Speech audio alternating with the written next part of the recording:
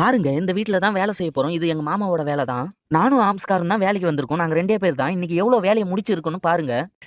நான் வேலை முடிஞ்சதுன்னு காட்டுறேன்.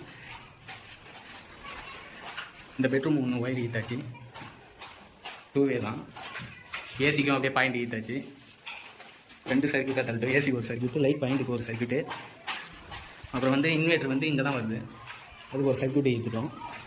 அப்படியே இங்கே வந்தீங்கன்னா இந்த பெட்ரூம் ஒன்று. இது எல்லாமே ஃபால் சீலிங்லாம் நல்லா தான் இருக்குது. ஃபால் சீலிங் பண்ணிட்ட பிறகு அவுட்புட்டு காட்டுறோம் பாருங்கள்.